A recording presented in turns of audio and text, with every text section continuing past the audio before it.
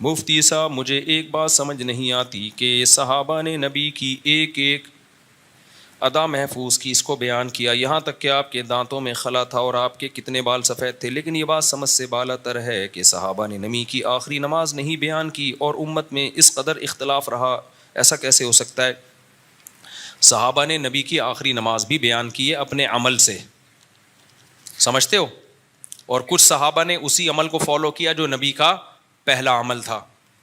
تو صحابہ نے بتا دیا کہ دونوں پہلو ہیں اس میں، یہ والا پہلو بھی ہے اور یہ والا پہلو بھی ہے. یہ صحابہ بیان کر دیا صحابہ نے کہ اب اس میں کسی مسئلے میں بھی شدت جائز نہیں ہے. جیسے عبداللہ بن مسعود کی رائے یہ تھی کہ نبی نے آخری عمر میں رفع الیدین ترک کیا تو آپ نے بغیر رفع الیدین والی نماز سکھائی، جیسے کہ ترمذی میں ہے. عبداللہ بن عمر کی رائے یہ تھی کہ نہیں، رفع الیدین کیا ہے. تو یہ دونوں اصحاب کی ملاقاتیں بھی ہوئی یقیناً. اور امام ترمذی بیان کرتے ہیں بہت سارے صحابہ رفع الیدین نہیں کرتے تھے، لیکن کچھ صحابہ کرتے بھی تھے جن کے امام ترمذی نے نام نقل کیے، لیکن ان دونوں میں رفع الیدین کے موضوع پہ حساسیت نہیں تھی، سینسٹیوٹی نہیں تھی. تو صحابہ نے اپنے عمل سے بتا دیا کہ اس میں دونوں پہلو نکلتے ہیں. یوں بھی کیا جا سکتا ہے اگر کوئی اس رائے کو ترجیح دیتا ہے، اور اگر کوئی اس رائے کو ترجیح دیتا ہے تو یوں بھی کیا جا سکتا ہے. اب مسئلہ یہ نہیں ہے کہ رفع الیدین کر رہے ہو کہ نہیں کر رہے، مسئلہ یہ ہے کہ صحابہ نے بتا دیا کہ بھئی دونوں طرح سے، کچھ لوگوں کی وہ رائے ہے جن کی وہ رائے تھی، انہوں نے ان کو برا بلا نہیں کہا، کیونکہ یہ رائے ہے انہوں نے ان کو برا بلا نہیں کہا، لیکن لڑے دونوں نہیں اس ٹاپک پر، نہ ان کے مناظرے ہوئے نہ ان کی بحثیں ہوئیں. تو امت میں تحمل بھی تو پیدا کرانا ہے نا، بردباری بھی تو پیدا کرانا مقصد ہے نا. تو اب مسئلہ یہ نہیں ہے کہ رفع الیدین سے نماز ہوتی ہے کہ نہیں ہوتی، مسئلہ یہ ہے کہ کچھ طبقے نے اس کو ایمان اور کفر کا مسئلہ بنا لیا ہے. وہ سمجھتے ہیں کہ جو رفع الیدین کے بغیر نماز پڑھتے ہیں وہ اندھے مقلد ہیں، وہ نبی کی نماز کو، ان کو جب بھی دلائل ان کے خلاف دیے جائیں نا تو وہ ان کے منہ سے غصے سے ایسے جھاگ نکلتا ہے. میں نے جب بھی رفع الیدین پر کچھ ریکارڈنگ کروائی ہے نا، نیچے جو طبیعت سے لوگوں نے گالیاں دی ہیں، اس سے پتہ چلتا ہے کہ یہ پاگل ہوئے ہوئے لوگ ہیں، ٹھیک ہے نا. یہ وہ لوگ نہیں ہیں جو بات سننا چاہتے ہیں، سمجھنا چاہتے ہیں، بالکل پاگل ہو گئے ہیں یہ. تو جب اللہ نے اپنے نبی کے اور صحابہ کے ذریعے حجت تمام کر دی، اختلاف پیدا کر دیا، تو اختلاف پیدا کرنے کا مطلب ہی یہ کہ اس میں آپ ایک بھی ایکسٹریم لیول پہ جا نہیں سکتے. تو جو جا رہا ہے وہ کیا کر رہا ہے؟ وہ پاگل ہے، وہ غلط کر رہا ہے. تو سب کو مل کے اس کے خلاف جہاد کرنا چاہیے، چاہے وہ رفع الیدین کے مسئلے میں ہو یا رفع الیدین نہ کرنے کے مسئلے میں ہو. تو اب اگر کوئی اس کو فالو نہیں کر رہا تو وہ اس کی غلطی ہے. سمجھتے ہو کہ نہیں سمجھتے ہو؟ تو یہ مسئلہ آج کا تھوڑی ہے، تو صحابہ میں بھی اختلافی مسئلہ تھا یہ، ہمیں تو نہیں ملتا کہ کبھی پھڈا ہوا اس مسئلے میں ان کے درمیان. امام ابو حنیفہ کا امام اوزاعی سے مشہور مناظرہ ہے، اعلاء السنن میں اس کی سند بھی ہے، کیونکہ کسی اہل حدیث نے کہا تھا اس کی سند دکھاؤ، تو ابھی تو میں کتاب لے کے نہیں بیٹھا، ورنہ میں سند دکھا دوں گا اس کی انشاءاللہ، ابھی موقع ملا. تو اس میں امام اوزاعی نے امام ابو حنیفہ سے کہا کہ آپ کیوں رفع الیدین نہیں کرتے؟ تو امام اوزاعی نے کہا امام ابو حنیفہ نے کہا آپ کے پاس کیا دلیل؟ انہوں نے اپنی سند پیش کی. پھر امام حنیفہ نے اپنی سند پیش کی، اس میں انہوں نے سند پیش کی کہ مجھ سے حماد الکوفی نے بیان کیا، مجھ سے ابراہیم نخعی نے بیان کیا، مجھ سے علقمہ یا اسود ان میں سے کسی کا نام لیا، انہوں نے بیان کیا. انہوں نے عبداللہ بن مسعود سے بیان کیا کہ الا اصلی بکم صلاۃ رسول اللہ، کیا میں تمہیں نبی کی نماز نہ سکھاؤں؟ پھر کہتے ہیں انہوں نے صرف تکبیر تحریمہ کے وقت رفع الیدین کیا، اس کے علاوہ نہیں کیا. تو امام اوزاعی نے کہا کہ میری سند میں تو یہ راوی ہیں، اپنی سند کا علوف بیان کیا کہ وہ عبداللہ بن عمر اور امام مالک اور امام زہری آ رہے ہیں اس میں، تو اتنی عالی سند ہے. تو امام ابو حنیفہ نے کہا کہ ہماری سند تو اس سے بھی زیادہ عالی ہے. کیوں؟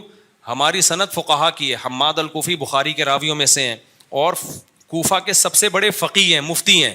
مفتی وہ حدیث بیان کرے گا جو وہ قابل عمل سمجھتا ہے. تو حماد الکوفی بیان کر رہے ہیں جو بہت بڑے فقیہ تھے کوفہ کے. پھر ابراہیم نخعی بہت بڑے فقیہ تھے کوفہ کے. پھر علقمہ اور اسود کا تو بہت بڑا مقام ہے. انہوں نے کہا کہ امام حنیفہ نے کہا کہ علقمہ اور اسود، یہ اسود کے بارے میں کہا، یہ علقمہ کے بارے میں، کہ اگرچہ یہ عبداللہ بن عمر جیسے صحابی نہیں ہے لیکن علم میں ان سے کم نہیں ہے یہ عبداللہ بن عمر سے.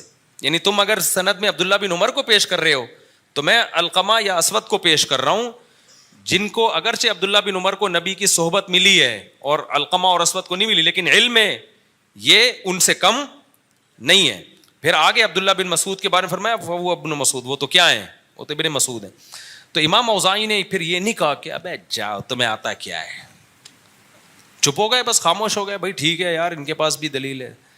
آگے دوسرے کام کرو یار جا کے, وہ یوں کر لے وہ یوں نہ کرے, باقی چیزوں میں سارے مشترک تھے. نہ امام حنیفہ نے ان سے کہا کہ دیکھا اب بتا, آ گئی نا اب بتا, حماد کے مقابلے میں لا تو اپنا راوی لے کر آ, ابراہیم نخیل آیا ہوں تو لا. اب ان سے نہیں, ان کے بس کا نہیں ہے, اب تم منجن بیچو. یا انہوں نے امام حنیفہ کو کہا امام ابے تم جا کے منجن بیچو, بس تم جو کوفہ کے فقیہ بنے ہوئے ہو نا, یہ منجن بیچو جا کے, تمہیں کیا پتا. یہ سارے اس دور کے جاہل اسکالرز کا کام ہے, یہ جن کو کچھ بھی نہیں پتا, کم بختوں کو. یہ ان لوگوں کے منجن ہیں جو, اور کہتے ہیں ہم منجن, لوگ منجن, بھائی سب سے بڑے منجن تم خود بیچ رہے ہو. یہ مسئلہ رفع الیدین کا آج کا تھوڑی ہے, صدیوں سے چلا آ رہا ہے اور صدیوں سے اختلاف چلا آ رہا ہے. اور امام ترمذی کا یہ مقولہ یاد رکھا کرو, امام ترمذی چھوٹے آدمی نہیں ہیں, امام بخاری کے استاذ ہیں اور شاگرد ہیں, اور نقل مذاہب میں یعنی اقوال نقل کرنے میں بڑے معتبر اور مستند مانے جاتے ہیں, ان کی بات کو بڑی ویلیو دی جاتی ہے. تو وہ کیا کہتے ہیں, جب رفع الیدین کرنے کی حدیث ذکر کی ہے نا انہوں نے, تو الفاظ ہیں وَبِهِ يَقُولُ بَعْضُ أَهْلِ الْعِلْمِ مِنْ أَصْحَابِ النَّبِيِّ صلی اللہ علیہ وسلم, یہی اہل علم میں بعض صحابہ کا مذہب ہے, اور پھر بعض کے انہوں نے نام ہائی لائٹ کیے ہیں. لیکن جب رفع الیدین نہ کرنے کی حدیث ذکر کی ہے تو الفاظ سنو, وَبِهِ يَقُولُ غَيْرُ وَاحِدٍ مِّنْ أَهْلِ الْعِلْمِ مِنْ أَصْحَابِ النَّبِيِّ صلی اللہ علیہ وسلم, یہی اہل علم میں بہت سارے اصحاب کا مذہب ہے. حالانکہ امام ترمذی خود رفع الیدین کرتے تھے, لیکن آگے کیا کہہ رہے ہیں, صحابہ میں زیادہ تر اہل علم وہ رفع الیدین نہیں کرتے تھے. انہوں نے بھی اس مسئلے کو ہلکا لیا ہے, ٹھیک ہے یہ بھی ایک رائے ہے. تو یہ سارے جو ہے نا مدعی سس اور گواہ چست, تو یہ اس دور کی بدعت ہے جو ان لوگوں نے رفع الیدین کے نام پہ منجن شروع کیا ہوا ہے. اور ہمیں کہتے ہیں متشدد, ہم نے تو آج تک کسی رفع الیدین کرنے والے پہ نہ فتویٰ لگایا نہ اس کو کہا. یہ خود متشدد ہیں, لا کے لوگوں کو حدیثیں دکھا رہے ہوتے ہیں, تم نہیں کرتے, ان کو علماء سے بدگمان کرتے ہیں, اختلاف پیدا کرتے ہیں ان کے اندر, اور ایک ہی چیز کی گرد گھومتے ہیں ان کی تقریریں, تو اس کو بڑا کمال سمجھتے ہیں, اور پھر اپنے خلاف سنتے نہیں ہیں. سننے میرے پاس ایک صاحب آئے, میں بیان کے دوران کھڑے ہو گئے کہ آپ تو رفع الیدین کی تو اتنی حدیثیں, میں نے کہا دو سردوں کے درمیان بھی تو ہے حدیث رفع الیدین کی. فوراً فتویٰ لگا دیا وہ تو ضعیف ہے. میں نے کہا ناصر البانی کو مانتے ہو, کہتے ہیں ہاں. میں نے کہا انہوں نے کہا ہے وہ صحیح حدیث ہے, تو دو سدوں کے درمیان بھی کرو. ایک دم اچھلنے لگا, کودنے, بھائی یہ کوئی ڈپریشن کا مسئلہ ہے, یہ کوئی علمی, میں نہیں کہہ رہا سارے اہل حدیث ایسے ہوتے ہیں, بہت سے معتدل اہل حدیث بھی ہیں, وہ اس مسئلے کو بڑا مسئلہ نہیں سمجھتے. لیکن ایک آج کل کے اسکالر نے جو نئے آ رہے ہیں مارکیٹ میں, انہوں نے پتہ نہیں کیا بنا دیا اس مسئلے کو. اہل کوفہ میں کوئی بھی رفع الیدین نہیں کرتا تھا, اور اہل کوفہ کو آپ کیا سمجھتے ہو, کوفہ تو علم کا مرکز تھا. حضرت علی اور حضرت عبداللہ بن مسعود وہاں جا کے آباد ہوئے تھے, ان کے شاگرد آباد ہوئے. حضرت علی اور عبداللہ بن مسعود تو علم کا مرکز تھے, ان کے اصحاب ان کے شاگرد میں کوئی بھی رفع الیدین نہیں کرتا تھا. تو اور کوفہ کے بارے میں علم, ہمارے پاس جو قرات پہنچی ہے نا قرآن کی, بہت ساری قراتیں ہیں, سب سے مشہور قرات کوفہ کے قاری کی ہے. تو قرآن کہاں سے آیا ہے, کوفہ سے. حدیث امام بخاری نے یہ بات خود لکھی ہے کہ میں علم حدیث حاصل کرنے کے لیے بصرہ اتنی دفعہ گیا, مکہ مدینہ اتنی دفعہ, حجاز یعنی اتنی دفعہ گیا, دمشق اتنی دفعہ گیا, کوفہ کتنی دفعہ گیا, کہتے ہیں لا احصی, میں اسے شمار نہیں کر سکتا. تو علم کا مرکز تھا کوفہ. لوگ صرف کربلا والا واقعہ جانتے ہیں, وہ تو فتنہ انگیزوں نے کیا تھا. باقی جو صحابہ کے شاگرد تابعین تبع تابعین جو تھے, ہم تو ان کے مذہب کو فالو کرتے ہیں, ہم وہ ان باغیوں کو تھوڑی فالو کرتے ہیں. ہم امام ابو حنیفہ تو اہل سنت والجماعت کے امام ہیں, جو اہل بیت سے محبت کرنے والے میں ان کا شمار حسینیوں میں ہوتا ہے, یزیدیوں میں نہیں ہوتا. حضرت امام حنیفہ رحمہ اللہ کا شمار. اور پھر میں نے مسلم میں ایک حدیث پڑھی ہے, جس حدیث کی سند میں سارے راوی حجاز کے ہیں, مکہ مدینہ کے. اس کے نیچے علامہ نووی رحمۃ اللہ لکھتے ہیں کہ ایسا بہت ہوتا ہے کہ سارے راوی کوفہ کے ہوں, لیکن ایسا بہت کم ہوتا ہے کہ کسی حدیث کے سارے راوی حجاز کے ہوں. تو علم حدیث بھی کہاں سے آیا ہے, کوفہ سے. تو اگر ہم نے نماز بھی بغیر رفع الیدین والی کوفہ سے لے لی کہ عبداللہ بن مسعود اور حضرت علی کے شاگرد رفع الیدین نہیں کرتے تھے, تو اس میں کیا ہو گیا. اور ہم کھلا دل بھی رکھ رہے ہیں کہ اگر کوئی کرتا ہے تو ثبوت ہے رفع الیدین کا. بھائی ٹھیک ہے, ہماری رائے یہ کہ آپ صلی اللہ علیہ وسلم نے رفع الیدین کا ایک جیسا معمول نہیں رہا, قلت سے کثرت کی طرف یا کثرت سے قلت کی طرف. تو ایک معمول نہیں ہے. بخاری کی حدیثوں سے پتہ چلتا ہے کہ ایک معمول نہیں تھا نبی کا رفع الیدین میں, اور باقی حدیثوں سے بھی پتہ چلتا ہے. تو جب یا تو قلت سے کثرت کی طرف، اس کا کوئی بھی قائل نہیں ہے تو پھر ہم اس کے قائل ہیں کثرت سے قلت کی طرف. پہلے 2 سجدوں کے درمیان بھی کیا، ہر تکبیر پہ سلام کے وقت بھی کیا رفع الیدین، وہ بھی چھوڑا ہے آپ نے، 2 سجدوں والا بھی چھوڑا. تو اگر ہم نے مان لیا کہ عبداللہ بن مسعود کی حدیث میں آتا ہے کہ صرف تکبیر تحریمہ کے وقت، تو اس سے پتہ چلتا ہے بھائی باقی بھی آپ نے چھوڑ دیے. تو ہماری رائے ہی ہے، تو اس میں کیا ہے، باقی ہمیں کیا جا رہا ہے یوں کرنے میں، اس کو کہتے ہیں منجن بیچ رہے ہیں. ابے کوئی یوں کر لے گا تو ہمارا کیا ہو، اس سے کیا نقصان ہوگا؟ کیا امام کی تنخواہ بند ہو جائے گی یا کیا ہو جائے گا؟ اس سے کچھ بھی نہیں ہوگا. تو اتنی سی بات کو اتنا بڑھایا ہوا ہے. اور دوسری ایک اہم بات یہ بھی ہے کہ امام ابو حنیفہ کی ویسے بھی عادت ہے کہ حدیثوں میں جب ٹکراؤ ہوتا ہے تو وہ حدیث جو اقرب الی القرآن ہوتی ہے اس کو فالو کرتے ہیں. قرآن میں آتا ہے قوموا للہ قانتین، خشوع و خضوع سکون کے ساتھ کھڑے ہو جاؤ. تو کہتے ہیں رفع الیدین کرنا بھی ثابت ہے، نہ کرنا بھی. تو نہ کرنے والی جو حدیث ہے وہ خشوع و خضوع کے زیادہ قریب ہے. پھر کوئی اس پہ اشکال کرے کہ نبی کو کیا خشوع و خضوع کا پتہ نہیں تھا، تو ہم کہتے ہیں بھائی نبی سے دونوں ثابت ہیں نا، تو ہم ترجیح اس کو دیں گے جو اقرب الی القرآن ہو، کیونکہ اس میں بار بار ہاتھ آپ کو ہلانا نہیں پڑتا. اور حدیثوں سے اس کی تائید بھی ہوتی ہے، اسکنوا فی الصلاۃ. یہ تو آپ نے رفع الیدین کے بارے میں فرمایا کہ نماز میں سکون پیدا کرو. سلام کے وقت بعض صحابہ رفع الیدین کر رہے تھے، آپ نے فرمایا اسکنوا فی الصلاۃ، نماز میں سکون پیدا کرو. تو اس سے پتہ چلتا ہے کہ رفع الیدین کو آپ صلی اللہ علیہ وسلم نے سکون کے منافی سمجھا. تو ہم کہتے ہیں یہ اس سے پتہ چل رہا ہے کہ وہ جو کثرت سے رفع الیدین ہوتا تھا وہ شروع کا عمل تھا، کسی حکمت سے کیا ہوگا، آہستہ آہستہ اس کو آپ صلی اللہ علیہ وسلم نے کم کر دیا. تبھی ناصر الالبانی رحمہ اللہ کے بارے میں نے سنا ہے کہ وہ 2 سجدوں کے درمیان رفع الیدین کے بھی قائل تھے. وہ کہتے ہیں اس کے چھوڑنے کی بھی تو نبی سے کوئی حدیث ثابت نہیں ہے کہ نبی نے چھوڑ دیا، تو یہ بھی ثابت ہے. تو جیسے ہم اہل حدیث حضرات 2 سجدوں کے درمیان رفع الیدین کو ترک مانتے ہیں، کس حدیث کی بیس پہ؟ نبی نے تو نہیں کہا کہ مت کرو.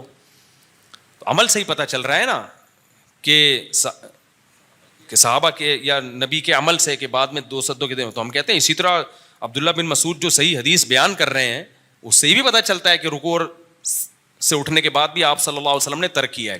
اور ترمذی کی حدیث بالکل صحیح ہے، جو انجینئر نے کہا ہے نا، کوئی بھی کسی نے بھی صحیح نہیں کہا، بالکل لمبی جب پھینکنے پر آتا ہے نا ایک بندہ، اور کمال کی بات ہے جب آپ لمبی پھینکتے ہو، ہم جب اس کا جواب دیتے ہیں کہتے ہیں عقیدوں پہ بات ہوگی، ہم نے جو چیزیں پھینکی ہیں ان پہ بات نہیں ہوگی. پھر ہم جب عقیدے پہ بات کرنے کے لیے آپ کے گھر پہنچے، آپ نے کہا عقیدوں پہ بھی بات نہیں ہوگی، اس طرح سے نہیں ہوگی، کسی اور طریقے سے ہوگی. بھائی تم کسی بھی طرح سے بات نہیں کرنا چاہتے تو چیلنج کیوں کہ کیوں تھے آپ نے. اور عقیدوں پہ بات ابھی میں کروں گا انشاءاللہ، المحنت پہ میں ریکارڈ کرواؤں گا. ٹائم تو ویسے بھی قیامت تک دیا ہوا ہے نا، پھر جلدی کس بات کی. تو اور میں نے اکثر رفع الیدین والے دیکھیں تمیز سے کرتے بھی نہیں ہے رفع الیدین، وہ تو یہاں تک ہے اکثر یوں کر رہے ہوتے ہیں، یوں بس یوں. بھائی جب ایک چیز کو آپ سنت مانتے ہو تو پراپر طریقے سے تو کرو اس کو، آپ پورے ہاتھ تمیز سے اٹھاؤ، یوں یوں یوں کر رہے ہوتے ہیں. اس سے تو بہتر ہے نہ ہی کرو آپ، اس سے تو پھر ہمارا جو طریق ہے وہ زیادہ بہتر ہے اس سے. بہرحال ہماری نظر میں یہ بڑا مسئلہ نہیں ہے. میں نے زندگی 30 سال شافیوں کے ساتھ گزاری ہے، وہ سب کرتے تھے، ہم نے تو آج تک کبھی نہیں ان کو چھیڑا نہ انہوں نے ہمیں چھیڑا. میں نے اپنے والد صاحب سے جا کے پوچھا ابو یہ کیا کرتے ہیں؟ انہوں نے کہا بیٹا یہ بھی صحیح ہے، امام شافعی کو فالو کرتے ہیں، ان کی تحقیق ہے کہ کرنا چاہیے، بس بات ختم ہو گئی. انہوں نے کہا ابا نے کہا ہم امام حنیفہ کو فالو کرتے ہیں، ان کی تحقیق ہے نہیں کرنا چاہیے. میں نے کہا ابو صحیح کون سا؟ ابو نے کہا دونوں ٹھیک ہیں، ایک کو فالو کرنا چاہیے. میرے والد صاحب نے ایک دفعہ میں بتا دیا، تو وہ جو ہوتا ہے نا جس کو انگلش میں انسینٹ کہتے ہیں، اردو میں جو چیز کہتے ہیں ممبر پہ مناسب نہیں ہے، انسیکٹ کہتے ہیں نا، سوری، جو میں اپنی مرغیوں کو کھلاتا ہوں انسیکٹ کہتے ہیں نا انگلش میں، تو جو میں اپنی مرغیوں کو کھلاتا ہوں.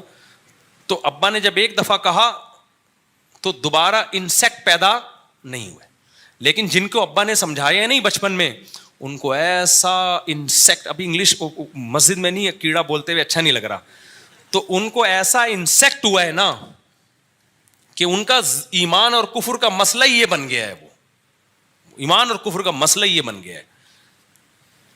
ڈاکٹر ذاکر نائک بیچارے اتنے پریشان ہوئے تھے نا، انہوں نے مجھے کہا کہ میں نے ٹی وی پہ نماز سکھانا ہی چھوڑ دی ہے.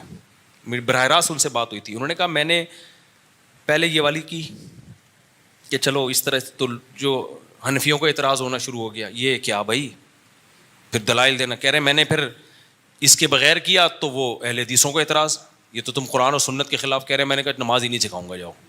یہ میں اپنے الفاظ میں ڈاکٹر صاحب کی بات نقل کر رہا ہوں، یعنی خلاصہ اس کا یہی ہے کہ نماز ہی نہیں سکھاؤ جاؤ.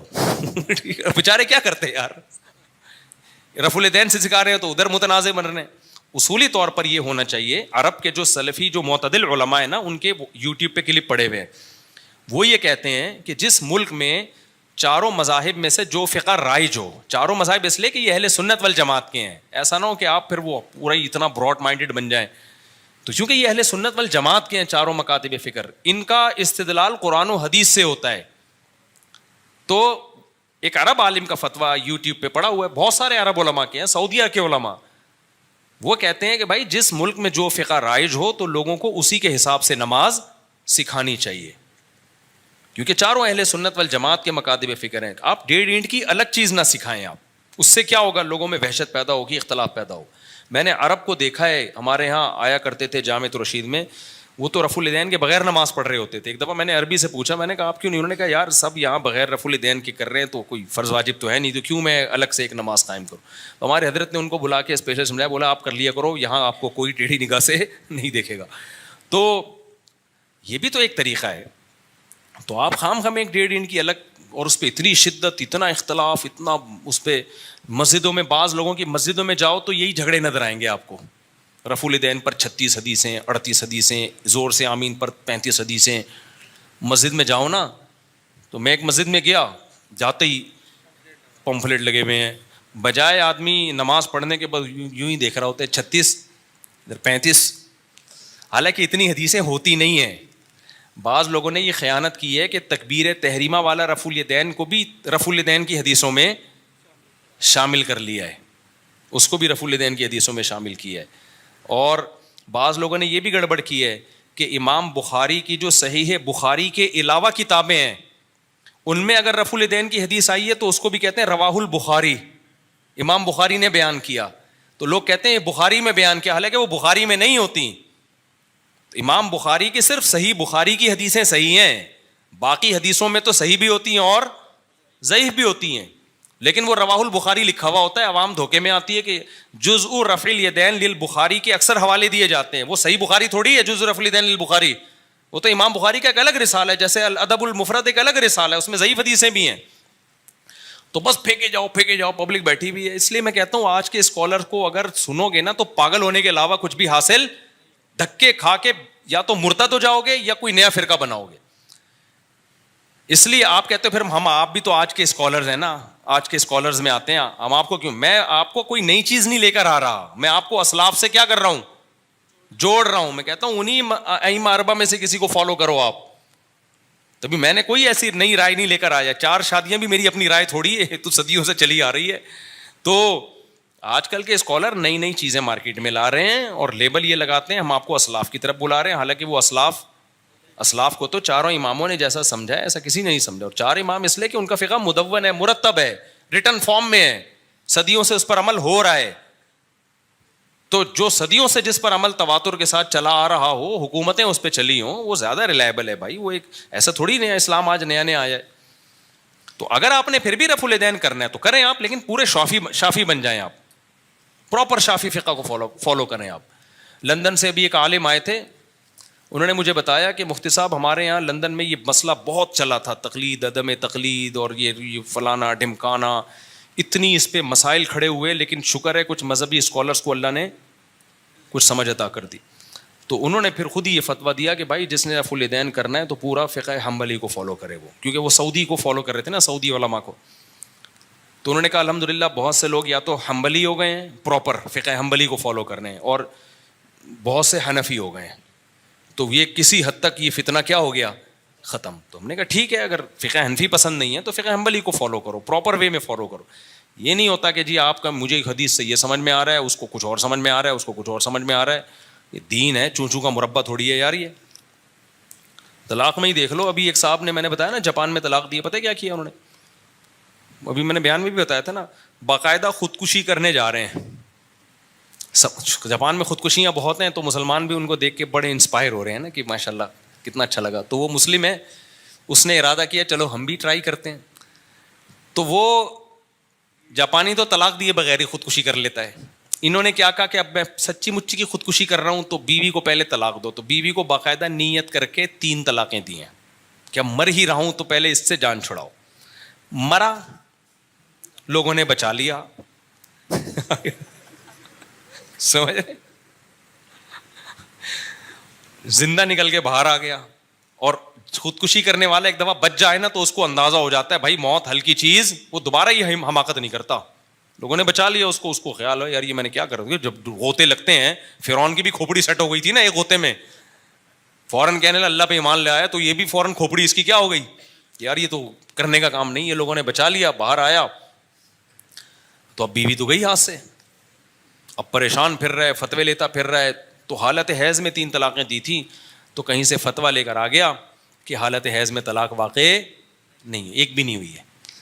میرے سے ان کے ریلیٹیو نے رابطہ کیا, میں نے کہا اس کا بائیکاٹ کرو کمبخت کا, بولو تو مر جاتا یہ زیادہ اچھا تھا, شریعت کا مذاق کیوں اڑا رہا ہے تو تماشا بنایا ہوا ہے بھائی. اسکالر آپ کو ہر طرح کے مارکیٹ میں مل جائیں گے, تو کوئی اس کا وہ نہیں, جب تک آپ پابند نہیں ہوں گے. چاروں فقہ میں ہے کہ حالت حیض میں بھی طلاق واقع ہوتی ہے, کیونکہ ان لوگوں نے بڑی ریسرچ کر کے فقہ کو مرتب کیا ہے. آج کا اسکالر آئے گا نئی ریسرچ شروع کر رہا ہوگا عوام کو, وہ کہتا ہے اب تقلید تو کرنی نہیں ہم نے کسی بھی عالم کی, تو وہ پھر نئی ریسرچ تو دوبارہ سے آپ جو زیرو سے شروع کریں گے تو یہی حشر ہوگا.